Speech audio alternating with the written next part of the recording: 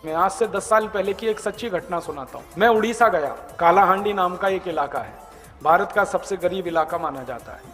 वहां मेरा व्याख्यान था, मैं गया देने के लिए। 3 लोग आए थे सुनने के लिए। एक मैं था, एक माइक लगाने वाला था, एक दरी बिछाने वाला, चौथा कोई नहीं था।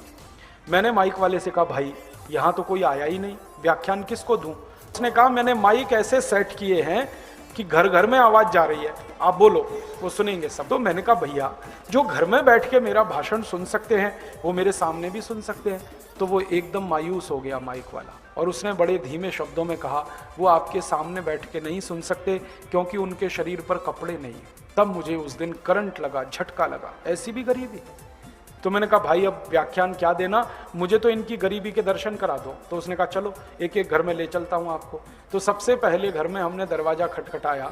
वो सरपंच का घर था, छोटा सा झोपड़ा, आधा टूटा हुआ आधा बना हुआ, किवाड़ भी एक टूटा हुआ था एक लगा हुआ था। हमने खटखट की तो सरपंच की पत्नी बाहर आई। तो मैंने देखा उस माँ के शरीर पर ऊपर कोई कपड़ा नहीं था, और नीचे उसने एक छोटा सा टुकड़ा लपेटा हुआ था, वो भी पूरा नहीं पड़ रहा था। हमने कहा, आप अंदर जाओ, अपने पति को बाहर भेजो। उसका पति थोड़ी देर बाद बाहर आया तो मेरी आंखों में आंसू आ गए। वो वही कपड़ा लपेट कर आया था जिसको पत्नी लपेट के आई थी। उसी दिन मैं वापस दिल्ली आया, और दिल्ली में मैंने भारत सरकार के एक मंत्री से संपर्क किया, और मंत्री सौभाग्य से उसी इलाके से चुनाव जीत कर आता है। उसका नाम है भक्त चरण दास।